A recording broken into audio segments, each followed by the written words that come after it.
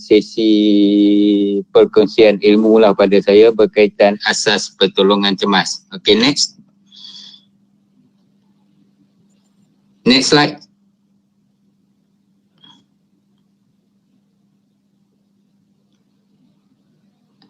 Okay, ini saya kenalkan diri saya dulu. Nama saya Nur Hamidi bin Ali. Bertugas di Jabatan Bomba ni daripada tahun 2002 di akademi, dua akademi di KKB di Sarawak dan juga sekarang bertugas di Pusat Gerakan Operasi di negeri Kedah. Saya ada sedikit kemahiran yang diberi sepanjang bertugas di dalam Advanced Life Support Instructor, Emergency Medical Rescue Services, Advanced Medical Services, Diving Medical Assistant, Confined Space, Instructor Smoke Jumper, Advisor Pasukan Storm dan juga di-train oleh NIOSH lah untuk just sedikit latar belakang berkaitan dengan diri saya. Next. Okay, CPR. Okay, next. Okay, apa yang dikatakan CPR? CPR ni selalu kita dengar orang sebut CPR. Okay, CPR ni adalah cardiopulmonary, okay, cardiopulmonary resuscitation ataupun di mana satu kaedah pemulihan rentak jantung ataupun pernafasan melalui beberapa langkah yang kita akan belajar nanti bersama, yang mana saya akan tunjuk dalam slide dan juga ada sedikit video di akhir nanti. Okey, CPR ni dilakukan kepada mangsa yang mengalami fungsi jantung atau pernafasan terhenti yang kita panggil cardiorespiratory arrest ataupun cardio arrest. Okey, next. Okey, contoh-contoh yang mana kita boleh lakukan CPR apabila berlakunya satu, serangan jantung, yang kedua, mangsa ataupun orang yang mengalami masalah tercekik, ketiga, mangsa yang terlibat dalam kemalangan jalan raya ataupun mangsa yang terlibat dalam kemalangan mungkin jatuh basikal tengah bersukan, kita panggil kemalangan. Yang keempat, akibat daripada terkena daripada renjatan elektrik, dan yang kelima adalah mangsa lemas. Okey, ini antara 5 benda yang kita akan jumpa yang mana kita boleh lakukan CPR kepada mangsa tersebut. Okay, next. Okay, tuan-tuan perlu ingat, kita ada 3 perkara asas. Maksudnya 3 perkara asas yang perlu kita tahu di dalam CPR. Pertama, airway yang perlu kita perhatikan, di mana kita perlu perhatikan aliran udara ataupun penafas yang boleh mengganggu aliran udara mangsa itu tadi.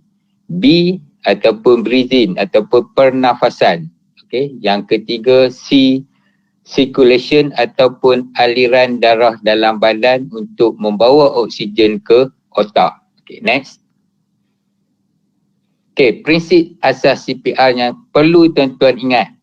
Dia ada 6 benda ya. Tuan-tuan ingat 6 benda ni, insya-Allah tuan-tuan boleh lakukan CPR. Insya-Allah kita berusaha untuk membantu mangsa yang mengalami 5 perkara tadi. Okey, yang pertama dia panggil D. D ni adalah danger, R respond, S shout, A airway, B breathing, C circulation. Okey, nanti saya akan jelaskan apa yang dikatakan danger, apa yang dikatakan respond, apa yang dikatakan kita shout, apa yang dikatakan airway tu tadi, apa yang dikatakan breathing tu tadi, dan apa yang dikatakan circulation tu tadi. Okey, nanti saya akan tunjuk dan kita sama-sama kita belajar, sama-sama kita dapat ilmu.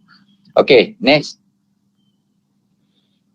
Okey, langkah dalam melakukan CPR yang seperti saya sebut awal tadi, DRSABC. Setakat tuan-tuan perlu setakat C cukup. D ni tak perlu. Yang ini saya minta maaf, terlupa nak buang yang D tu. Okey, D yang pertama, danger ataupun bahaya. Apa yang dikatakan danger? Apa yang dikatakan bahaya? Bahaya ni adalah tuan-tuan kena pastikan sebelum kita melakukan CPR tu tadi, kita kena pastikan kawasan tempat yang kita nak lakukan CPR, keadaan mangsa dan juga keselamatan diri kita perlu kita utamakan sebelum kita buat CPR, sebelum kita lakukan CPR. Okey, yang kedua, kita perlu ada orang kata PPE yang sesuai. Okey, ada sarung tangan, medical glove yang kita duk pakai selalu. Kalau kat kilang-kilang dia ada medical glove tu, sarung tangan penggetah tu. Okey, kalau ada yang itu pun dah cukup. Okay, kalau tak ada, kalau kita rasa keadaan selamat, kita boleh terus tekanan dada tu nanti. Okay, contoh bahaya yang boleh kita lihat, percikan darah kalau kemalangan, okay, benda-benda yang tajam di sekitar mangsa tu tadi, wire elektrik, keadaan sekeliling. Okay, keadaan sekeliling ni maksudnya, sebelum kita buat CPR, kita perhatikan, kalau kata kita jumpa dalam kilang, masa kita jatuh, kawan kita jatuh, kita nak buat CPR, pastikan adakah tempat tu berbahaya. Kalau ada, bahasanya ada boleh mendatangkan risiko pada kita, kita ubah dulu kedudukan yang selamat untuk kita lakukan CPR tu tadi. Okay, next. Okay, respon. Yang ini penting. Okay, yang ini kita kena buat. Kita pergi pada mangsa, boleh tengok kat gambar tu, kita pergi pada mangsa tu tadi, kita tepuk dia, kita panggil dia, cik, kalau tahu nama kita panggil nama, kalau tak tahu kita panggil cik, adakah cik okey? Hello sir, are you okay? Kita buat 2-3 kali, tepuk bahagian belakang dia ke kat mana yang ni, untuk kita dapat respon, pastikan adakah mangsa tu tadi sedar ataupun tidak. Ini yang dimaksudkan tahap kesedaran kita. Okay, tahap kesedaran. Next. Okay, shout. Apabila tuan-tuan pastikan tadi, kita dah tak ada tak ada respon tu tadi, minta sahabat atau rakan-rakan yang berada di sekeliling kita untuk membuat panggilan ke 999 untuk kita mendapatkan bantuan. Okay, untuk kita mendapatkan bantuan. Okay, next.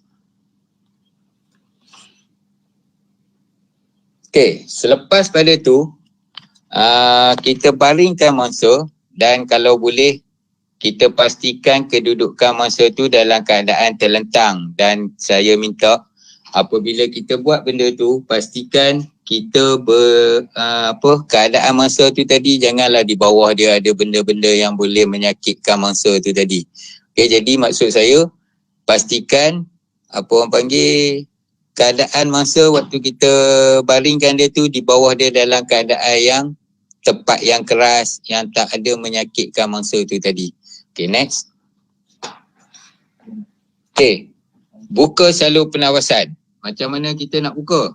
Okay, apa sebab kita nak buka salur pernafasan? Sebab dia, kita nak pastikan salur pernafasan tadi tidak tersekat. Jadi cara kaedah yang kita akan gunakan untuk kes-kes tadi, kita gelar kes-kes yang bukan trauma. Jadi tuan-tuan boleh gunakan kaedah dengan dongakkan kepala, angkat dagu ataupun dipanggil Hampton chain lift. Okay, dan untuk kes-kes trauma yang mana kita tak boleh menggerakkan mangsa, kalau kita gerakkan mangsa, keadaan mangsa akan menjadi lebih teruk, kita akan gunakan jaw thrust. Okay, next. Okay. Jika disyaki ada kecederaan yang saya cakap tadi di bahagian leher atau tulang, itu yang kita kena buat jaw thrust. Ini boleh tengok gambar tu. Gambar tu lah yang menerangkan apa cara melakukan teknik jaw thrust di mana kita lakukan tolakkan dagu. Okay. Ini memang agak susah sikit nak dilakukan. Okay. Tapi insyaAllah kalau tuan-tuan jumpa masa, selalunya kita ni jumpa masa jarang masa trauma. Kita akan jumpa masa yang tak trauma, di mana kita boleh gunakan kaedah Hampton chain lift. Okay, next. Okay, next. Okay, ini contoh Hampton chain lift. Okay, ini contoh jaw thrust. Ini saya tunjuk gambar je lah. Nanti dalam video kita akan tunjuk dengan detail untuk tuan-tuan lagi lebih faham. Okay, next. Okay, next. Okay. B.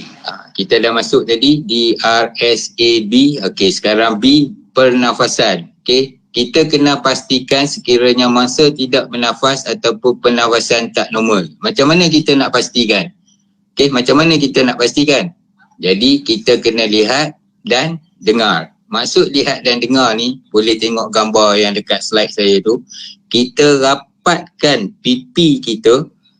Okay, kita bagi sebelah pipi kita berada di antara hidung dan mulut mangsa tu tadi. Antara hidung dan mulut mangsa tu tadi.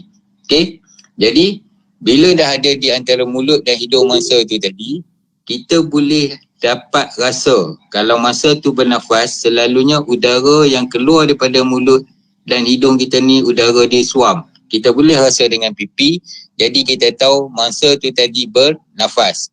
Okay. Yang kedua, mata kita perlu tengok kepada dada.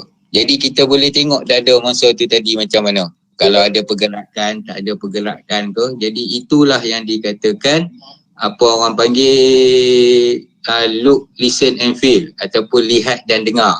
Okay. Jadi mata kita tengok dada, pipi kita merasa hembusan daripada mangsa tu tadi. Dan pada masa yang sama, macam mana kita nak cek nadi? Jari kita letak di antara leher ni, daripada leher kita, nanti saya akan tunjuk gambar. Daripada hakung kita tarik ke sebelah tepi leher dan kita boleh rasa nadi. Okay, next.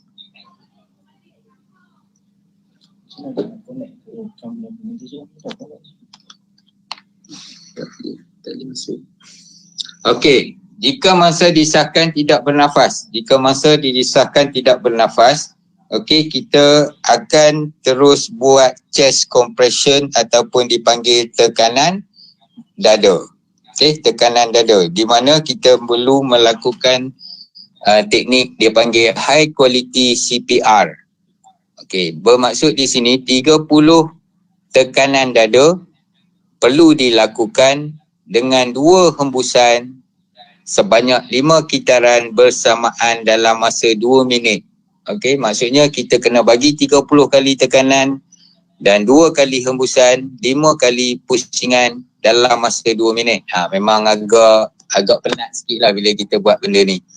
Okey, tekanan dada yang dilakukan adalah pada separuh bawah tulang sternum ataupun palm on lower half of sternum. Okey, nanti saya akan tunjuk gambar. Kalau cakap tuan-tuan tak boleh bayangkan, tulang sternum ni antara tulang apa orang panggil, tulang rusuk kita tu kat tengah-tengah tu. Okey, C, kita bila nak buat tekanan, kita kena pastikan siku kita lurus dan kita lock siku kita agar tak bengkok sewaktu kita buat tekanan. Dan yang terakhir, apabila kita kita luruskan siku kita tadi, kita pastikan kedudukan bahu kita adalah 90 darjah di atas dada mangsa atau mangsa yang untuk kita buat tekanan tu tadi. Next.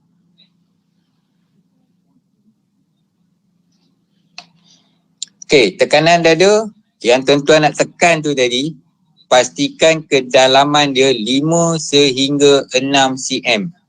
Tekanan dalam dia tu 5 hingga 6 cm. Okey. Tekanan dada dilakukan pada kadar sekurang-kurangnya 100 sehingga 120 kali tekanan dalam masa seminit yang dipanggil fast compression. Bayangkan 60 saat. Okey, kita kena tekan 100 sehingga 120 kali, macam mana kita nak tekan tu nanti. Okey, tekanan dada perlu dilakukan dengan apabila kita dah tekan, kita kena pastikan dada tadi kembali kepada kedudukan asal sebelum kita teruskan tekanan. Sebelum kita buat tekanan yang seterusnya. Okey, dan kena diingatkan setiap kali kita melakukan CPR, tekanan dada ni pastikan kita kurang gangguan. Okay, tidak melebihi 10 saat kalau kita nak berhenti untuk bagi bantuan pernafasan atau lain-lain aktiviti yang kita nak lakukan. Okay, next. Okay, ini selalunya lah CPR ni jarang kita nak jumpa 2 orang akan buat kerja. Kebanyakan kalau berlaku kes, seorang yang akan ke depan untuk melakukan CPR. Okey, apa yang perlu dilakukan jika kita seorang diri? Okey, kan kita tak ada alat bantuan, maksudnya kita berlaku di kilang ke, berlaku di taman ke, berlaku di office ke, kita seorang yang ada dan kita tak ada alat. Apa yang perlu tuan-tuan buat yang sekarang paling mudah, paling senang? Tuan-tuan cek yang awal tadi, kita cek nadi, kita cek penawasan. Kalau dah confirm nadi tak ada, penawasan dah tak ada, baringkan mangsa, terlentangkan mangsa, terus buat tekanan dada. Maksudnya tuan-tuan buat tekanan dada ni berterusan selama 2 minit. Tuan-tuan cek balik, tengok nadi, cek balik, tengok masa tadi ada sedar tak sedar. Kalau masih tak sedar, masih tak ada nadi, masih tak bernafas, tuan-tuan kena teruskan tekanan sampailah tiba ataupun ada pihak-pihak ambulan ke, okey, first responder yang lain kan datang bagi tahu, okey, saya tahu CPR, saya nak membantu, barulah kita akan berhenti, serahkan kepada orang yang lebih berpengalaman daripada kita, yang lebih berkemahiran daripada kita. Kalau tak perlu buat hembusan, maksudnya tuan-tuan terus bagi tekanan sampai bantuan tiba. Kalau tak berani bagi buat hembusan sebab kita tak ada pocket mask, kita tak ada apa, jadi maksudnya tuan-tuan terus buat kompres sampai bantuan tiba. Okey, kalau kata ada 2 orang, okey, kalau kata kita ada pocket mask, boleh buat hembusan, tuan-tuan yakin boleh buat hembusan, kaedah 32 kita gunakan. Bermaksud di sini 30 kali tekanan, 2 kali hembusan, sambung lagi 30 kali tekanan, 2 kali hembusan sehingga 5 pusingan, dan kita akan cek balik nadi dan juga pernafasan. Okey, next. Okey, apabila kita dah buat CPR, bila masa, okey, bila masa kita boleh berhenti? Yang pertama, kalau kita tengok ada respon daripada mangsa tu tadi, kita dapat detect ada penawasan daripada mangsa tu tadi, dan secara tadi kita tengok mangsa tak sedar, okey, tiba-tiba mangsa dah sedar, okey. Jadi kita boleh teruskan, boleh berhenti untuk lakukan CPR ataupun okey, bantuan paramedik yang saya cakap tadi, dah tiba, masa mula bergerak, bercakap, menunjuk, dan pembantu kita ni terlampau letih lah sebenarnya. Bila dah terlampau letih, dah dekat 15 minit kita buat CPR, kita dah tak mampu nak buat, bantuan pun tak tiba, kita boleh berhenti. Tapi kalau dapat seelok-eloknya, bila kita melakukan CPR, kita jangan berhenti sehingga tibanya bantuan daripada pihak-pihak ataupun agensi yang berkaitan. Kita perlu lakukan tekanan. Kalau kita tak larat, kita minta sahabat kita yang lain untuk sambung lakukan tekanan dada pada masa tu tadi. Okay, next. Okay, bila dah ada tadi tanda-tanda masa tu pulih, dah sedar, okay, kita boleh letak masa tadi dalam posisi pemulihan ataupun kita panggil recovery for position. Jadi bila baringkan masa ke sisi seperti dalam gambar tu tadi, pastikan dia stabil, selamat dan selesa. Okey, selepas pada tu, kita selepas dalam 2 minit, kita cuba ulang, kita cek balik, kita tengok balik nadi, kita tengok balik penawasan apa semua. Okey, kalau ulanglah sampai pihak yang berwajib ataupun agensi yang berwajib datang untuk dibawa ke hospital. Okey, next. Okey, ini yang saya sebut tadi, pocket mask tadi. Pocket mask yang sebut tadi. Okey, ini pocket mask yang saya sebut tadi. Next.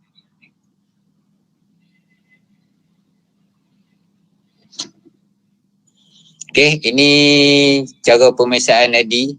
Pemeriksaan nadi yang saya bagi tahu tadi yang kita boleh buat. Okey, kita letak kat tepi tu. Jadi kat situlah kita akan buat apa, cek untuk nadi tu tadi lah. Okey, next. Okey, next. Next. Okey, ini ini cara kita nak cari cari kedudukan. Ini kita tekan dada. Okey, next.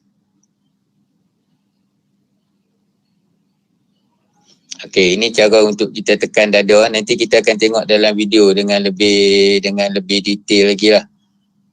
Okey, next. Okey, ini paling simple lah, paling senang tuan-tuan nak tengok kat mana kita nak tekan nadi. Nak tekan dada. Ini paling senang. Kalau saya cakap tengok antara dua nipples. Antara dua nipples ni, tengah-tengah tu kita akan ambil, kat situlah tempat untuk kita tekan dada untuk buat tekanan ataupun compression tu tadi. Next.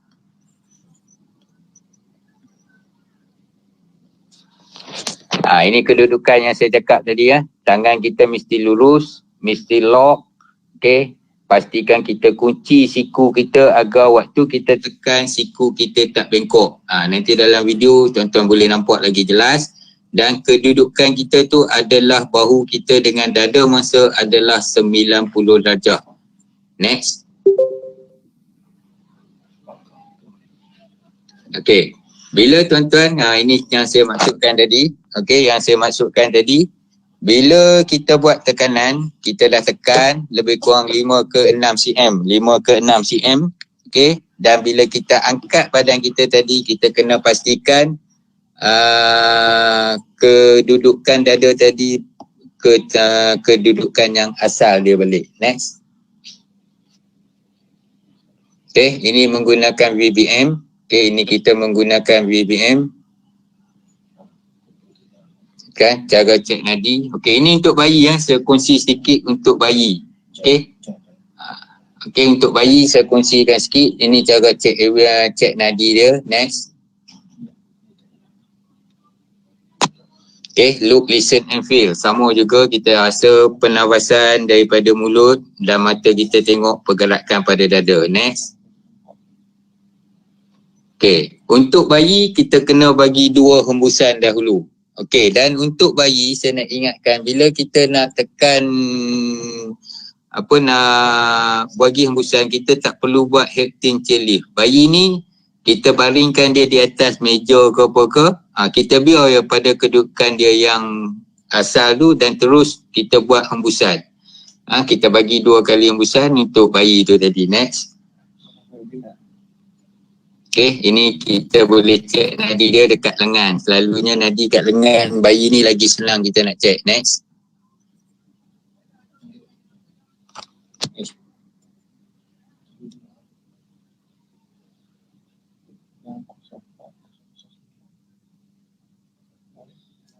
Okey, untuk mulakan tekanan pada dada bayi, okey, dada bayi, kita tak gunakan macam kita buat orang dewasa. Okey, kita menggunakan 2 jari sahaja. Menggunakan 2 jari sahaja, okey, untuk kita buat tekanan pada dada bayi tu, bayi tersebut. Okey. Okey, next. Okey ya. Untuk bayi, kaedah dia 15 kali tekanan, 2 kali hembusan. Okey, secara berulang selama sebanyak 10 kitaran dalam masa 2 minit. Okey, lebih kurang kedalaman dia 4 cm. Dia tengah-tengah antara, dia kurang sikit lah daripada orang dewasa. Next.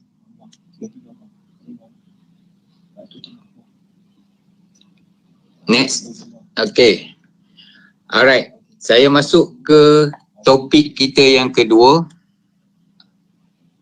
Okey, topik kita yang kedua berkaitan dengan choking ataupun tercekik bagi orang dewasa. Choking ataupun tercekik bagi orang dewasa. Okey, macam mana kita nak tahu choking ni dia ada 2. Satu choking yang teruk, satu choking yang ringan ataupun mild choking, severe choking. Dalam ni saya akan tunjukkan pada tuan-tuan macam mana kita nak bagi perawatan kecemasan kepada mangsa yang mengalami tercekik ataupun choking ni. Next.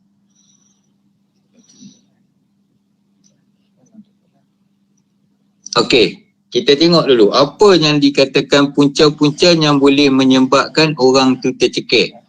Okey, satu, selalunya orang yang makan dengan gelojoh lah, dia main sumbat masuk dalam mulut kan. Okey, yang kedua, penggunaan alkohol yang berlebihan. Okey, yang ketiga, muntah. Okey, muntah ni bukan muntah kita lah, muntah orang yang tak sedarkan diri ni selalunya diri dia tak sedar tapi dia akan berlaku muntah sebab ada tindak balas di dalam badan dia. Okey, ataupun dia tertelan apa-apa benda-benda kecil. okey, ataupun yang terakhir ni trauma kepala ataupun muka, yang mana boleh darah yang terkumpul di dalam salur pernafasan tu, dalam tengkuk kita tu, boleh menyebabkan kita tercekik juga. Okey, next. Okey, tahap keterukan tercekik ataupun apa orang panggil tanda-tanda yang kita boleh lihat bagi severe choking, tercekik teruk. Okey, masa tadi dia tidak boleh batuk dengan elok, dengan baik. Okey, yang kedua dia tidak dapat bernafas. Yang ketiga, suara dia tak jelas. Kita panggil, kita suruh dia bercakap, kita tak boleh dengar suara dia dengan jelas. Okey, yang keempat, muka dia bertukar nak menjadi kebiruan. Dan yang kelima, tahap kesedaran dia makin kurang. Kalau kita panggil pun dia makin lama makin lemah. Okey, itu yang kita panggil tercekik teruk. Kalau tercekik ringan, mild choking, masa dia masih boleh bernafas dengan sendiri, tak ada masalah. Lepas tu mengadu, dia boleh bagi tahu lagi kat kita, dia kata ada sesuatu dalam salur pernafasan ataupun ada sesuatu dalam kerongkong dia. Okey. Yang ketiga, dia masih boleh bercakap dan masih boleh batuk dengan elok. Iaitu dia mild choking. Okey, macam mana kita nak handle dua kes ni? Next.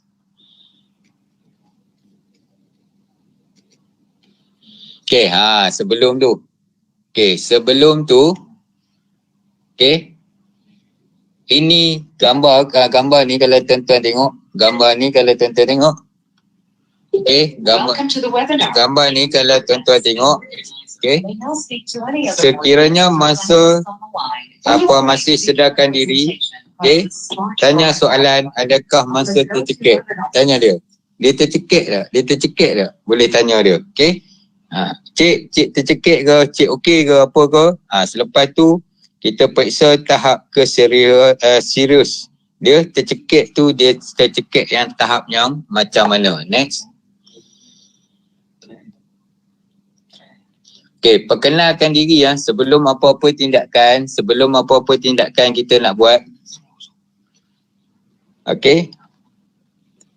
Sebelum apa-apa tindakan kita nak buat, pastikan kita kenalkan diri kita, walaupun kita tahu tu kawan kita, tapi kita kenalkan diri kita. Lepas tu kita minta masa tadi untuk batuk sehingga benda asing tu terkeluar. Ini kalau yang dia masih boleh bercakap, masih boleh dengan kita. Okey.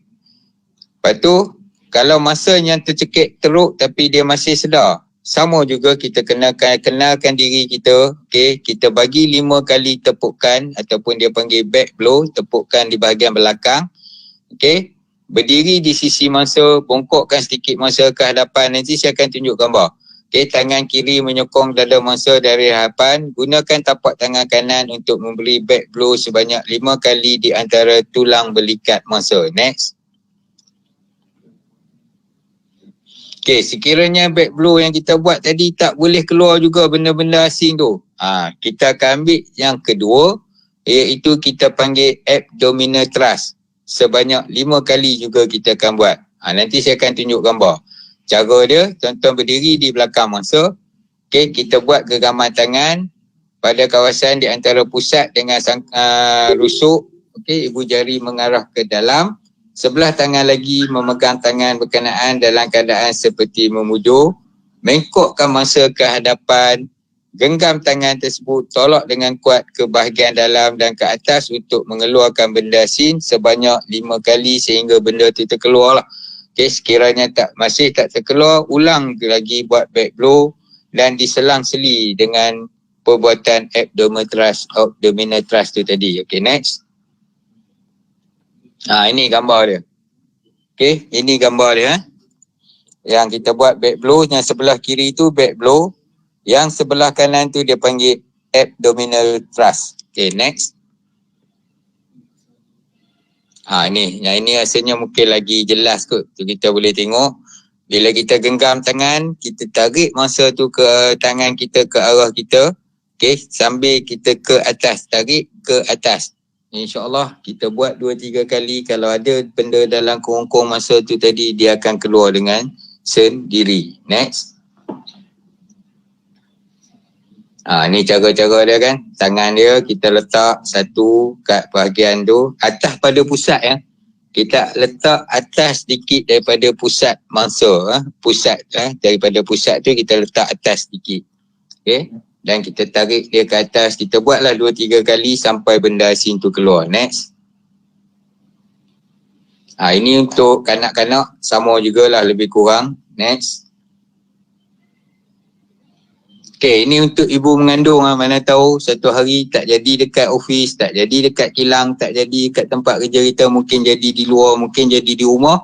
Lain kali kita tahu. Kalau ibu mengandung, kita masih boleh buat order matras. Okay, tapi kita pastikan berada di atas kandungan tu tadi dan kita buat macam mana kita buat yang untuk lelaki. Next. Okay. Ingat, jangan buat jika mangsa batuk kuat boleh bercakap atau bernafas, tetapi kita kena bersedia. Korek atau menarik keluar benda asin jika mangsa sedar. Maksudnya jangan korek. Jangan kita korek. Kalau mangsa tu sedar, minta dia cuba keluarkan sendiri dengan cara dia batuk. Okay, next. Okay, tercekik bayi. Selalunya bayi ni kalau tercekik, dia tertelan benda asin, mainan ke, benda-benda bayi ni pantang dia pegang, dia akan masuk mulut. Okay, yang kedua, susu. Bila dia menyusu pun boleh menyebabkan bayi tadi tercekik. Next. Okay, tanda-tanda untuk bayi, untuk dewasa lain. Untuk bayi pula, dia tak boleh menangis. Dia ada macam kita nampak sesuatu yang ni kat dia, tapi dia tak boleh menangis. Lepas tu batuk dia pun lemah, pernafasan jadi bunyi macam bising, macam lain daripada normal. Okay, nampak dia macam sukar bernafas, tiba-tiba muka dia pun dah bertukar nak menjadi kebiruan. Okay, dan yang terakhir, kalau kita lambat lagi bayi tadi, dia akan terus tidak sedarkan diri. Next. Okay, ini untuk bayi ya. Ini cara yang sebenar-benar yang kita kena buat. Jangan kita masih buat pegang kaki bayi, okay, kepala bayi ke bawah, kita tepuk belakang bayi, okay, kita takut silap kita pegang bayi jatuh akan mengakibatkan kecederaan kepada kepala bayi tu nanti. Okay, jadi yang betulnya tengok dalam gambar tu. Okay, kita akan pegang bayi dengan tangan kita, letak atas paha kita dan kita buat back blow di belakang bayi sebanyak 5 kali. Next. Okay, jangan lakukan jika ni sama juga macam dewasa tadi. Kalau bayi tadi boleh batuk dengan kuat, boleh bercakap ke, boleh menangis, boleh ni, jangan kita buatlah benda tu. Kita cuba tengok dan jangan cuba kita korek benda yang ada dalam mulut. Sebaik-baiknya kita minta dia benda tu kita keluar dengan sendiri dengan kita buat back blow, dengan kita buat compress tu tadi. Next.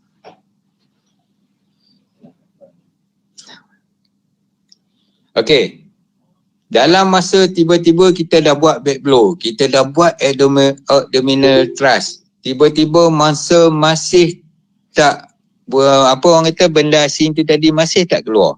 Bila tak keluar, okay, masa tiba-tiba dia terus lemah, dia terus tak sedarkan diri. Jangan panik. Terus baringkan mangsa tadi, dah bagi dia terlentang.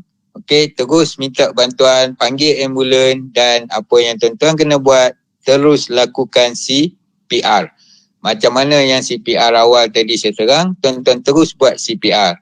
Jadi pada masa sama, tuan-tuan kena cek dalam mulut mangsa ada nampak tak benda asin. Kalau boleh keluarkan, sekarang dia dah tak sedar diri ni.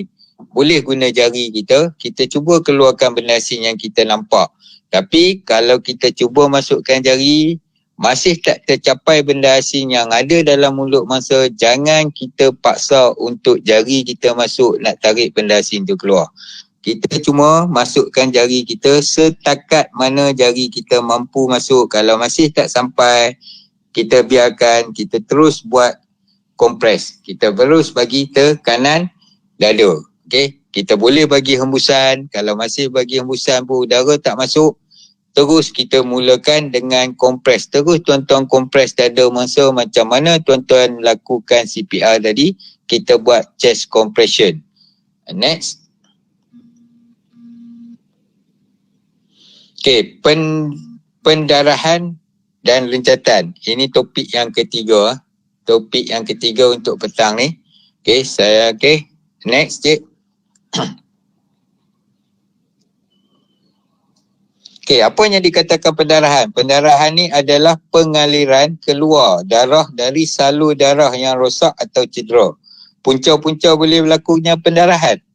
Trauma, bukan trauma. Okey, yang bukan trauma ni apa? Trauma ni kebanyakan kemalangan yang teruk-teruk, tuan-tuan nampak kan? Kemalangan tak kira lah, kemalangan di kilang ke, okey, masuk mesin ke, kemalangan jalan raya ke. Itu semua dipanggil kes-kes yang trauma. Okey, kalau bukan kes trauma, masalah dalaman, pembukuan darah, jangkitan kuman, ubat, okey, macam-macam lah benda ni yang kita tak ni. Tapi selalunya kita ni akan jumpa kes yang kita dapat lihat dengan mata kasar. Next. Okey, pendarahan dia ada dua. Pendarahan ada dua, kita kena ingat. Yang pertama dia panggil pendarahan dalaman. Pendarahan dalaman ni pendarahan yang kita tak nampak dengan mata kasar. Pendarahan dalaman seperti pendarahan dalaman otak, pendarahan dalaman abdomen badan, kepatahan tertutup, lebam, yang itu dipanggil pendarahan dalaman.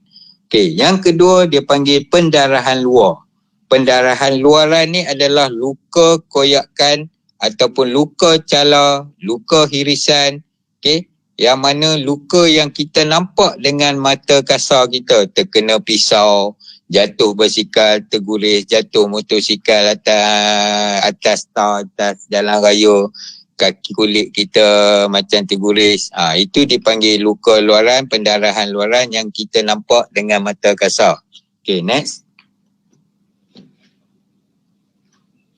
Okay, dalam pendarahan ni, yang ini kita kena ingat. Okay, anggaran kehilangan darah dalam liter bagi luka kepatahan tertutup ataupun ni yang boleh jadi.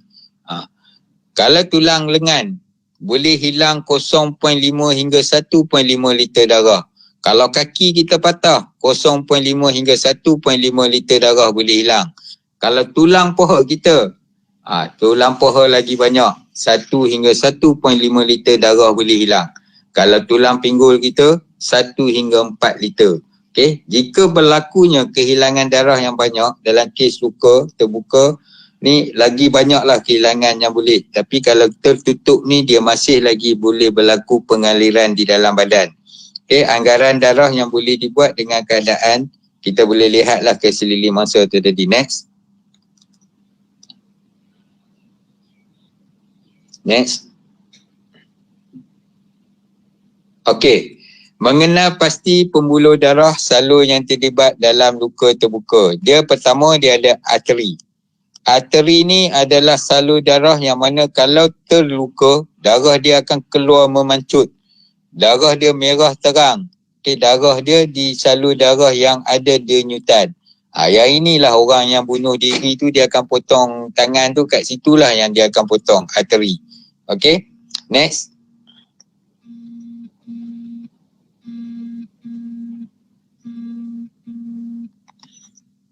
Vena. Okey, vena ni pengaliran perlahan. Okey, lepas tu darah merah dia ni gelap. Nanti saya akan tunjuk gambar untuk tuan-tuan nampak beza antara darah arteri, darah vena. Okey, next. Ada satu lagi.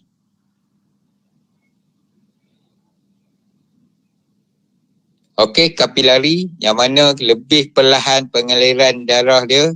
Okey, yang daripada vena tu tadi. Next. Okey, ini yang saya sebut tiga atas tadi tu. Arteri, kapilari dan vena. Okey, arteri kalau boleh tengok macam saya sebut awal tadi, darah kapilari ni darah yang memancut. Kalau tuan-tuan jumpa yang inilah kita kena bagi perawatan dengan lebih cepat. Okey, kalau kita lambat hentikan pendarahan, berbagai lagi risiko, berbagai lagi kesan sampingan yang akan terjadi. Yang itu nanti kita akan belajar lagi. Okey, dalam topik yang seterusnya nanti. Okey, tapi yang ini bila jumpa darah yang memancut macam ni, tuan-tuan kena cuba ikhtiar apa yang ada berdekatan dengan kita boleh gunakan untuk kita hentikan pendarahan tu. Okey, kalau yang kapilari, tengok yang kapilari ni macam kita jatuh basikal, jatuh motor, yang mana luka dia macam luka yang bergeser. Okay. Kalau luka vena ni luka yang kita kena pisau, okay, kena benda-benda yang darah dia mengalir, tapi dia boleh berhenti dalam 1 minit, 2 minit, bila buh plus, bila letak minyak angin, dia boleh berhenti. Yang itu darah venous. Yang ini dua ni kita tak risau. Venous dengan kapilari ni kita tak risau. Tapi kalau yang arterial tu tadi, darahnya memancut, yang ini tuan-tuan kena buat balutan, hentikan pendarahan dengan segera. Next.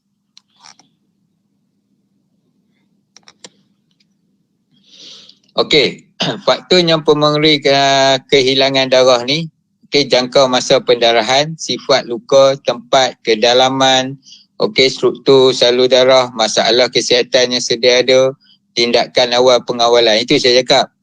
Kalau berlaku pendarahan, tuan-tuan kena set dalam kepala kita, kalau kita sebagai first responder, bila nampak ada pendarahan, kita kena tengok pendarahan yang macam mana. Kalau pendarahan yang daripada darah yang memancut-mancut, kita perlukan hentikan balut, hentikan pendarahan yang itu adalah prioriti untuk kita buat perawatan. Selepas tu barulah kita cari pendarahan-pendarahan yang biasa, pendarahan-pendarahan yang mengalir.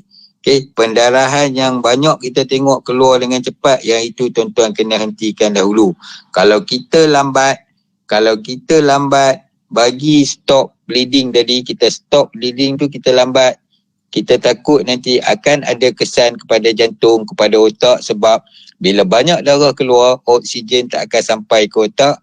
Itu akan menjadi masalah pada kita seterusnya. Next. Okay, macam mana nak buat? Kalau kita jumpa benda-benda tu tadi, ada 3 cara ni kita boleh buat. Okay, cara mengawal pendarahan luar badan. Okay, kalau pendarahan dalaman kita tak boleh buat apa. Yang itu kita kena cepat-cepat bawa pergi ke hospital. Tapi kalau pendarahan luar badan, kita boleh lakukan satu dengan cara tekanan langsung. Yang kedua dengan cara mengangkat. Yang ketiga dengan cara titik tekanan. Okay, next. Ya, ini pengawalan pendarahan yang kita tadi, pendarahan luaran. Tekanan terus ke atas luka diikuti dengan balutan bertekanan. Maksudnya bila kita terus tempatnya luka tadi, waktu balut tu kita pastikan balutan kita tu kita ketatkan sikit, bagi kebalutan yang agak kuat. Lepas tu kita angkat bahagian yang tinggi, bahagian cedera tadi tinggi daripada paras jantung, agar kesan untuk darah tu tadi dia akan jadi perlahan lah, graviti tu tadi membantu mengurangkan darah tu tadi, memancut dengan lebih kuat. Okay, membuat tekanan pada arteri tempat-tempat tertentu untuk memperlahankan aliran darah. Next. Okay, ini cara-cara pengawalan. Kalau boleh tengok kat sini, kita akan pegang cara balutan, cara direct. Kita tinggikan elevation yang bawah sekali sebelah kanan tu, kita bagi tekanan pada point-point tertentu untuk, sebab pada bahagian antara cerah kelangkang kita ni, kalau pendarahan di bahagian paha ni, antara kelangkang kita ni ada satu nadi. Kat situ nadi tu kita boleh tekan. Bila kita tekan nadi tu, insyaAllah pengaliran darah tadi akan jadi perlahan, macam pipe air lah. Bila kita picit, darah air akan memancut tapi dengan keadaan yang perlahan. Sama juga gambar yang paling bawah sebelah kiri tu. Kalau tangan tadi luka yang teruk, kita balut pun darah masih susah nak berhenti. Tuan-tuan tekan cari nadi pada bahagian lengan tadi. Tuan-tuan picit nadi tu agar denyutan yang tuan-tuan rasa tu menjadi lemah. Jadi maksudnya aliran darah ke bahagian luka tadi kita dapat kurangkan. Okay, itu dapat membantu kita mengurangkan darah keluar lagi banyak daripada tubuh badan mangsa tu tadi. Next. Okay, ni dia tunjuk lagi senang. Tekanan arteri. Okay, kat sini kita tekan.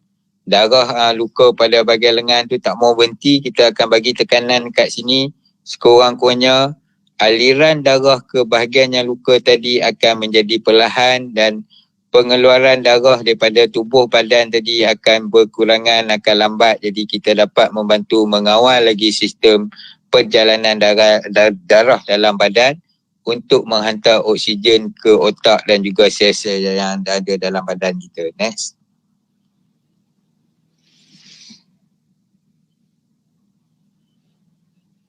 Ya, bagi membantu kebersihanan tingkat di atas, pelin kita boleh gunakan walaupun tak ada kepatahan. Okey, penambahan gauze. Okey, penambahan gauze ataupun kain ni, contoh ya, bila tuan-tuan dah balut kali pertama, tuan-tuan dah bubur gauze, dah bubur kain, tuan-tuan dah balut, tiba-tiba nampak darah masih bagi banyak keluar. Jangan buka balutan pertama tadi. Biar je balutan pertama tu tadi, tuan-tuan ambil bandage yang kedua, ambil triangle bandage yang lain ke, tuan-tuan balut atas balutan yang pertama tu tadi, ketatkan sikit, okay, balut atas balutan yang pertama. Jangan buka balutan pertama tu tadi. Biarlah balutan tuan-tuan tu sementara nak sampai ke hospital ke apa ke, balutan tu jadi besar tak apa, biarkan. Okay, sebab apa? Bila kita dah balut, balutan yang pertama tadi dia dah mengawal, okey, ruang pembukaan tempat yang tercedera. Okey, kalau tuan-tuan pergi buka balik ruang pembukaan yang cedera tadi, dia akan terbuka balik, darah akan lagi banyak keluar. Jadi kita balut biarlah berlapis-lapis pun sampai ke hospital. Okey, next. Okey, hari ni yang saya cakap tadi ya. Yang ini kita tak boleh bagi perawatan ya tuan-tuan, tapi kita boleh mengesan tanda-tanda berlakunya pendarahan di dalam badan. Yang pertama, masa dia mengadu sakit sangat. Okey, mungkin kat mana dia akan mengadu sakit dekat bahagian perut dia. Dia mengadu sakit dekat bahagian dada dia, mengadu sakit pada bahagian pinggang dia. Okey, iaitu kita kena perhatikan elok-elok. Kalau dia mengadu macam tu, kita kena cek betul-betul. Okey, kita akan tengok kesan-kesan pada bahagian yang dia kata tadi, ada tak tanda-tanda macam lebam? Ada tak tanda-tanda luka? Ada tak tanda-tanda bekak? Okey, tempat yang dia mengadu dia terlalu sakit sangat tu, kita kena cek, kita kena perhatikan tanda-tanda tu. Ada luka ke, ada lebam ke, ada bengkak ke. Okey, yang kedua kita tengok penawasan dia. Adakah penawasan dia okey? Adakah penawasan dia agak sukar? Jadi kalau penawasan tak normal daripada keadaan biasa, bermaksud kita rasa mungkin ada pendarahan yang berlaku di dalam badan dia. Muntah darah, ini kalau kemalangan selalunya ataupun jatuh daripada tempat yang tinggi, memang akan berlaku muntah darah sebab ada kerosakan di dalam badan. Okey. Kalau kecacatan atau kepatahan di tulang dada atau pinggang, yang ni kita boleh nampak lah. Kalau ada kepatahan tu kita boleh nampak. Tangan bengkok, dada dia bernafas tinggi sebelah dada dia, sebelah kanan tinggi, sebelah kiri rendah, sebelah kiri tinggi, sebelah kanan rendah. Bermaksud keadaan tulang pada bahagian dada dia tu retak. Tapi tak ada pendarahan sebab pendarahan tu berlaku di dalam. Okey. Okey, kalau yang paling teruk, yang ini kita tak boleh cek lah pendarahan dari kemaluan. Yang ini kalau kita dah dalam main bulan, dalam ni dia akan cek. Kalau dah agak teruk, dia akan tengok. Kalau berlaku sampai hospital ada darah keluar daripada kemaluan ni, memang ada pendarahan dalaman yang agak teruk, itu dia akan keluar melalui kemaluan. Next. Okey ini contoh-contoh dia. Fingertip pressure, maksudnya tuan-tuan bagi tekanan dengan menggunakan tangan, jari tuan-tuan tu, tuan-tuan tekan dulu tempat yang luka sebelum kita kalang tu, first aid kita jauh.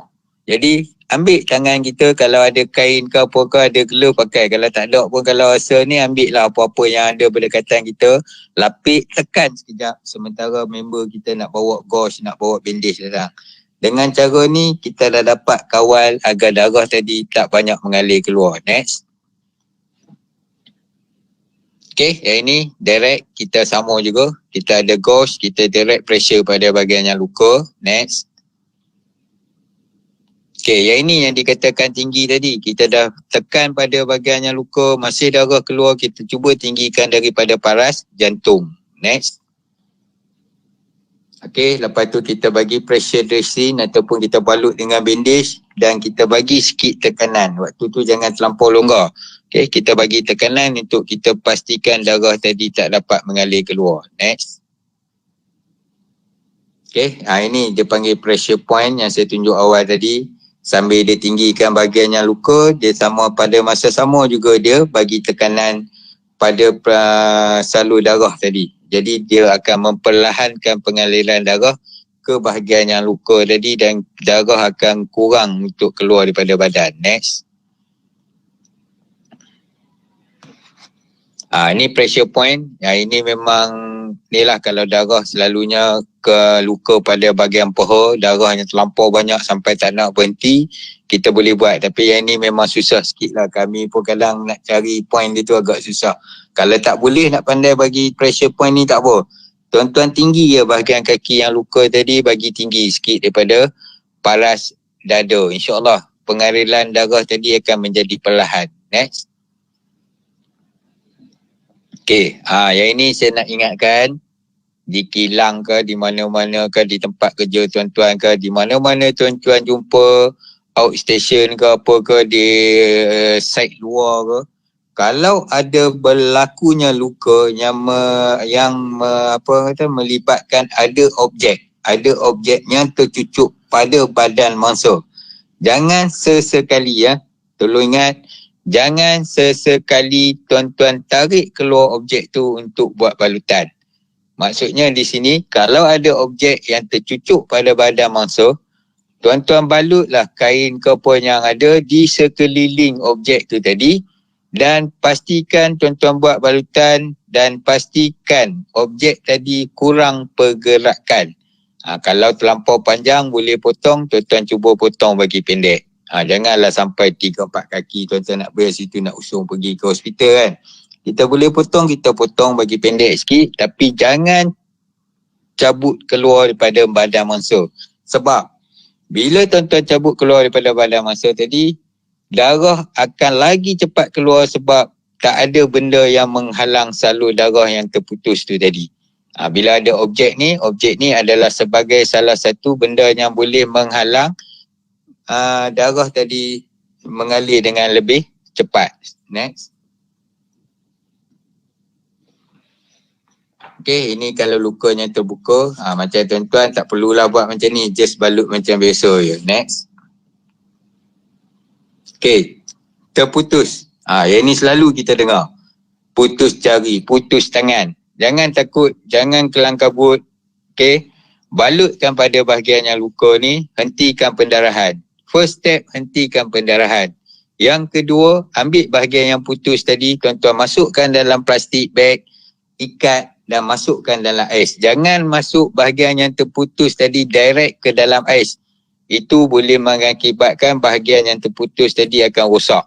Tapi masukkan dalam plastik, ikat dan baru masukkan dalam bekas ais.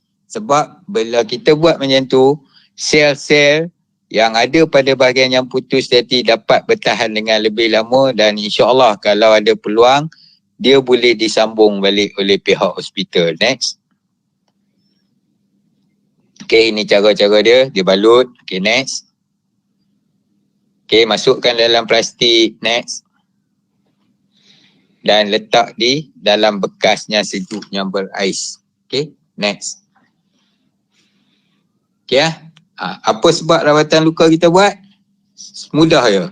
Melindungi luka daripada pendarahan yang lebih teruk. Melindungi luka daripada jangkitan kuman. Yang ini yang kita takut. Bila kita balut, insyaAllah jangkitan kuman akan berkurangan. Menstabilkan objek yang saya cakap tadi, yang terbenam pada badan mangsa. Dan melindungi luka-luka dalaman yang kita tak nampak. Next. Okay, bandage. Okay, apa tujuan bandage? Bandage ni nak lekatkan dressing. Okay, nak bagi tekanan pada bahagian yang pendarahan tadi. Dan juga memberi sokongan seperti kain nanduh. Okay, next. Ini contoh contoh-contoh saya nak tunjuk. Kalau luka di kepala macam ni lah kita balut. Next. Okay, kalau di siku. Okay, yang ini. Okay tuan-tuan jangan takut.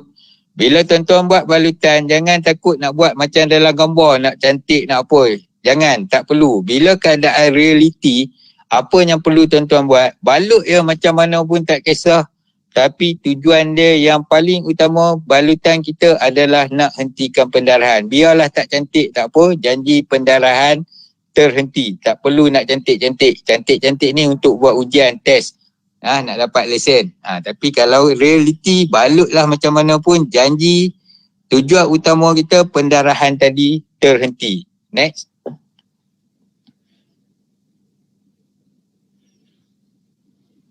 Next. Tak jalan lah. Ni sama juga. Next. Okey, ni kat tangan. Ni saya tunjuk contoh-contoh Next. Okey, next. Ni kat pinggul yang saya cakap tadi. Kita balut je. Balutlah macam mana pun tuan-tuan, jangan risau. Janji, tujuan asal kita stop bleeding. Okay, next. Okay, terima kasih. Terima kasih, semoga bermanfaat dan sekali lagi saya minta ribuan kemaafan sebab ada sedikit kesilapan teknikal dari pihak saya, tak tahu kat mana silap, dan semoga apa yang dikongsikan bersama tuan-tuan dapat gunakan untuk diri sendiri dan juga untuk rakan-rakan di sekitar kita jika memerlukan perawatan kecemasan. Okey, itu saja untuk slide presentation daripada saya. Sekian, terima kasih.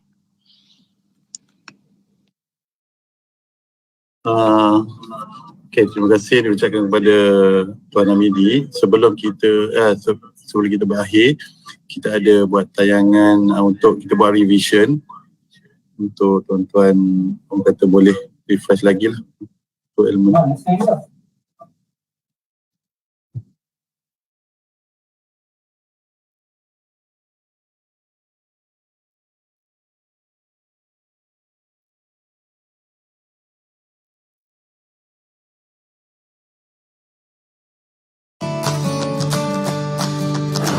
Assalamualaikum dan salam sejahtera. Selamat datang ke kursus Kesedaran Keselamatan. Saya Bibi Syakila selaku hos anda. Ini kita akan didedahkan dengan topik Basic Life Support atau dalam bahasa Melayunya, Asas Pertolongan Cemas.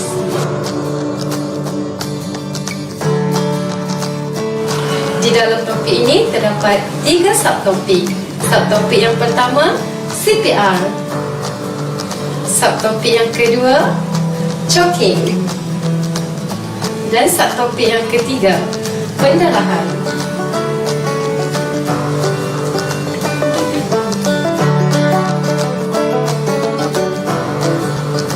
Di dalam sesi pembelajaran ini, tuan-tuan akan memahami teknik CPR dengan betul. Tata cara pengendalian mangsa tercekik ataupun choking dengan berkesan. Dan juga pengurusan pendarahan bagi mangsa.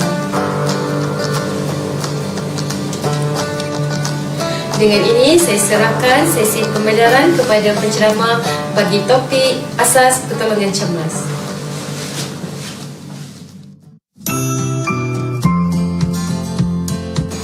CPR adalah satu kaedah pemulihan rentak jantung dan pernafasan melalui langkah-langkah tertentu. Mangsa yang memerlukan CPR adalah mereka yang mendapat cardiorespiratory arrest, jantung dan pernafasan terhenti, yang mungkin boleh disebabkan oleh penyakit tertentu, contoh serangan jantung, atau kemalangan tertentu, contoh renjatan elektrik atau pendarahan yang banyak. Langkah 1. Bila melihat mangsa yang pingsan atau tidak sedar, kolaps, pastikan tiada keadaan yang berbahaya di sekeliling, lockup of danger. Hapuskan unsur berbahaya sebelum memberikan bantuan kepada mangsa. Contoh, wayar elektrik hidup perlu dimatikan. Atau, jauhkan mangsa daripada bahaya. Contoh, pindahkan mangsa kemalangan ke tepi jalan. Langkah 2. Periksa respon mangsa dengan menanyakan hello, are you okay? Atau dalam bahasa yang difahaminya, verbal stimulus. Jika tiada respon, cuba tepuk bahu mangsa berulang-ulang kali. Pin stimulus. Sekiranya masih tiada respon, terus ke langkah 3. Langkah 3. Panggil nombor bantuan kecemasan 999 untuk mendapatkan bantuan paramedik dan ambulan.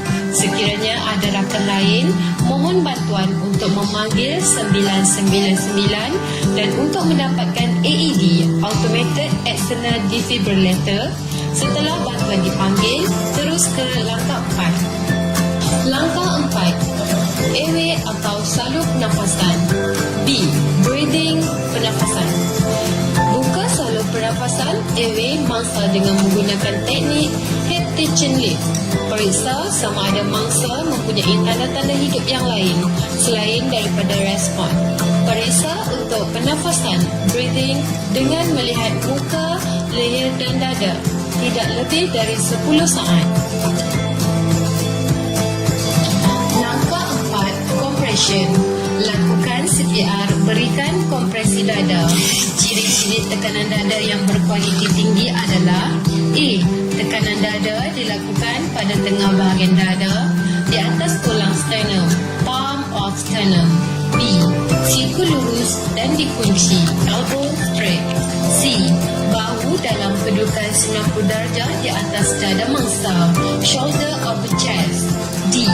Tekanan dilakukan sedalam sekurang-kurangnya 2 inci atau 5 sehingga 6 cm atau 1/3 kedalaman dada. Push hard. E. Tekanan dilakukan pada kadar 100 hingga 120 kali seminit. Push fast, tetapi mestilah memenuhi syarat F di bawah. F. Tekanan perlu dilakukan dengan membenarkan dada kembali semula sepenuhnya ke posisi asal sebelum tekanan yang berikutnya.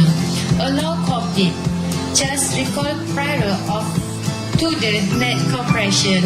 Allow full chest recall. Minimalkan gangguan ketika tekanan dada. Minima interruption.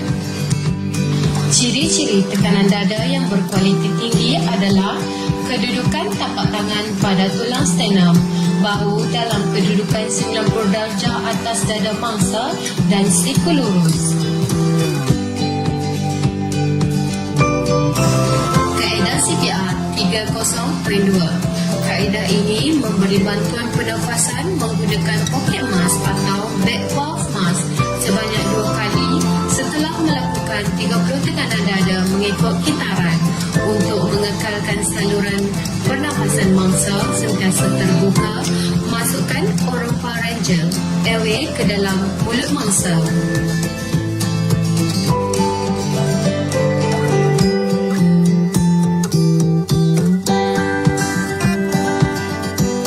Langkah 5, defibrilasi, renjatan elektrik atau shock. Sekiranya terdapat alat AED atau PAD, Public Access Defibrillator, ia perlu dipasangkan kepada mangsa secepat mungkin. Hidupkan tekan butang on alat AED dan ikut arahan seterusnya. Sekiranya AED mengesyorkan untuk memberi shock, tekan butang shock dan terus sambung melakukan tekanan dada. Proses ini akan berulang dalam kitaran 2 minit. AED akan mengulangi proses assessment of cardio rhythm. Sekiranya AED tidak mengesyorkan shock, periksa mangsa untuk tanda-tanda nyawa. Contoh, periksa nadi carotid atau lihat untuk tanda-tanda pernafasan. Sekiranya ada tanda pernafasan, letakkan mangsa dalam keadaan posisi recovery. Sekiranya ada nadi dan tiada tanda pernafasan, berilah bantuan pernafasan sahaja. 1 pernafasan setiap 5 sehingga 6 saat. Sekiranya tiada nadi dan pernafasan, terus lakukan kompresi dada sehingga 2 minit seterusnya dan ikuti arahan AED. Langkah 6. Sekiranya terdapat tanda-tanda kehidupan di atas, letakkan mangsa dalam posisi pemulihan, recovery position. Langkah 7. Periksa mangsa setiap 2 minit untuk tanda-tanda kehidupan. Sekiranya tiada tanda, respon dan pernafasan, ulangi semula langkah 4.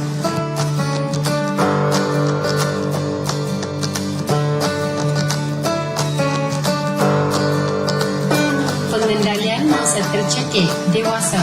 1. Sekiranya mangsa masih sedarkan diri, tanya soalan kepada mangsa. Adakah anda tercekik? 2.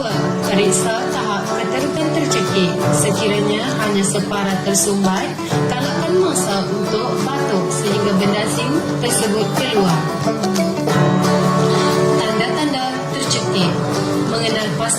tanda-tanda saluran pernafasan yang tersumbat. Tersumbat penuh, complete obstruction, menerangkan berkenaan universal choking sign di mana kebiasaannya mangsa akan berada dalam keadaan kelemasan, tidak dapat bernafas atau suara yang tidak jelas. Muka menjadi biru dan kedua-dua belah tangan akan diletakkan di leher. Sekiranya mangsa berada pada tahap salur pernafasan tersumbat sepenuhnya tetapi masih sedar, kita hendaklah membantu mangsa. Berikan 5 kali back blow. 1. Berdiri di sisi mangsa. 2. Bengkokkan sedikit mangsa ke hadapan. 1 tangan menyokong dada mangsa dari hadapan. 3. Gunakan tapak tangan yang lain untuk memberi back blow sebanyak 5 kali di antara tulang belikat mangsa. Sekiranya back blow sebanyak 5 kali gagal mengeluarkan benda asing yang tersekat pada salur pernafasan, lakukan abdominal thrust dari belakang mangsa sebanyak 5 kali. Berdiri di belakang mangsa. 5. Letakkan genggaman tangan pada kawasan di antara pusat dan sangkar rusuk dengan ibu jari mengerap ke dalam dan sebelah tangan lagi turut memegang tangan berkenaan. 6. Bengkokkan mangsa ke hadapan. 7. Genggam tangan tersebut dan tolak dengan kuat ke arah dalam dan ke atas untuk mengeluarkan benda asing. 8. Lakukan sehingga benda asing terkeluar atau tidak lebih dari 5 kali tolakan. Sekiranya tiada benda asing yang keluar, ulangi perbuatan back blow sebanyak 5 kali dan diselang-seli dengan perbuatan abdominal thrust sebanyak 5 kali. Sekiranya mangsa tidak sedarkan diri sewaktu melakukan back blow atau abdominal thrust, letakkan mangsa di tempat yang rata dalam keadaan terlentang, minta bantuan dan panggil ambulan. Mulakan CPR, tekanan dada secara berterusan selama 2 minit.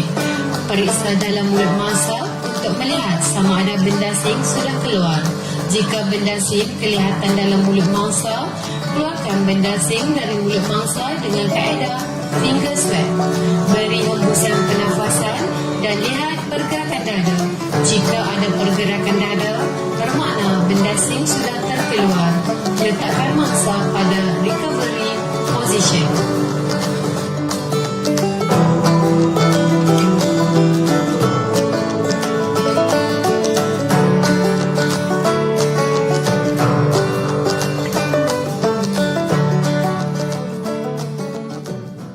Jenis pendarahan. Jenis pendarahan terbagi kepada 3 iaitu pendarahan arteri, pendarahan vena, pendarahan kapilari. Rawatan luka dan pendarahan. Penahanan darah. Pertama, tekanan tepat atau langsung, direct pressure. Tekanan pada bahagian luka, tekanan terus.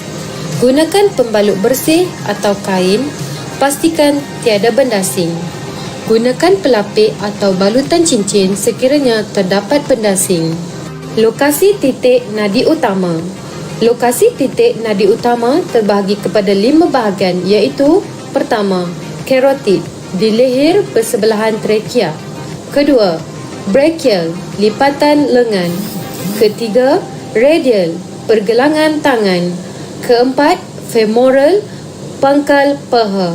Dan yang kelima, dorsal pedis artery, bawah pergelangan kaki. Meninggikan anggota yang cedera. Tinggikan anggota badan yang cedera dari paras jantung. Membalut dengan pembalut bersih. Gunakan pembalut jika balutan luar basah akibat pendarahan. Penggunaan ejen hemostasis. Mengawal pendarahan dengan menggunakan ejen hemostasis seperti hemostatic powder, silok atau quick-lock. Jika pendarahan yang tidak terkawal dengan pembalutan dan tekanan langsung, gunakan tekanan pressure point. Amputasi. Sekiranya amputasi iaitu terputus berlaku pada salah satu anggota badan mangsa, kawal pendarahan jika berlaku pada bahagian yang terputus. Buat balutan untuk memberikan tekanan langsung. Rawat untuk renjatan jika berlaku. Selamatkan bahagian yang terputus jika berlaku. Jangan basuh bahagian terputus dengan air. Balut bahagian yang putus dengan kain yang bersih dan kering. Masukkan ke dalam bekas plastik yang kosong dan ikat dengan ketat. Masukkan plastik tersebut ke dalam satu lagi bekas atau kontena yang lain yang mengandungi air dan ais. Tanda-tanda renjatan. Renjatan akan mengakibatkan semua sistem dalam badan tidak boleh berfungsi dengan sempurna. Jika pendarahan berterusan, sistem peredaran akan menumpukan edaran darah ke sistem yang terpenting di dalam badan sahaja. Tanda-tanda renjatan adalah seperti berikut. Pertama, pertukaran status kesedaran adalah petanda pertama, iaitu tidak tenteram dan gelisah. Dalam kes renjatan yang serius, mangsa tidak akan sedarkan diri. Kedua, sejuk, menggigil, berpeluh dan pucat. Ketiga, nadi akan menjadi lemah dan pantas. Keempat, masa capillary refill lebih lama. Kelima, pernafasan menjadi pantas. Keenam, berasa loya dan muntah. Ketujuh, kepenatan. Dan yang terakhir, kehausan.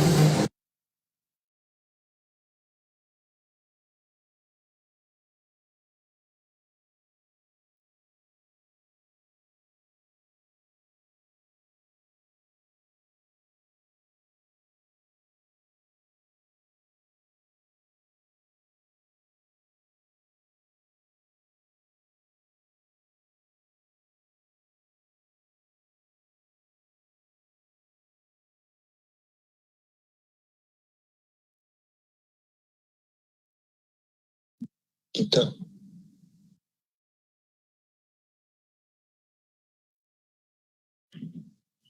Kita ada bagi Google Form untuk tuan-tuan untuk menjawab soalan. So kita ada share link di chat tu. So tuan-tuan boleh menjawab soalan tu lah. Dia ada 10 soalan.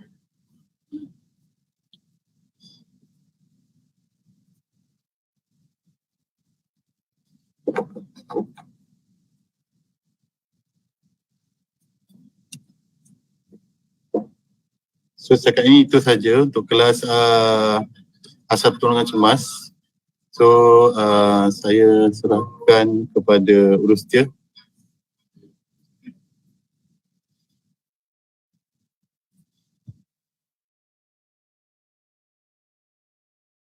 Okay, terima kasih atas kehadiran semua hari ini. Sesi kita sudah berakhir dan selepas sesi ini semua akan mendapat e-certificate yang akan dihantar ke email yang berdaftar untuk sesi ini. So untuk seterusnya di ruangan chat kita akan ada 2 sesi besok bersama dengan DOSH, Department of Occupational Safety and Health. So sesiapa yang berminat boleh pergi ke ruang chat dan register mengikut link tersebut lah. Satu sesi pada jam 10 pagi dan ada session pada pukul 3 petang. Jadi itu saja sesi untuk hari ini. Saya ucapkan terima kasih kepada Encik Nur Hamidi di atas penjelasan dan juga pihak bomba dan penyelamat atas sesi hari ini. So terima kasih ucapkan kepada semua. Stay safe. Assalamualaikum warahmatullahi wabarakatuh. Thank you. Waalaikumsalam. Terima kasih.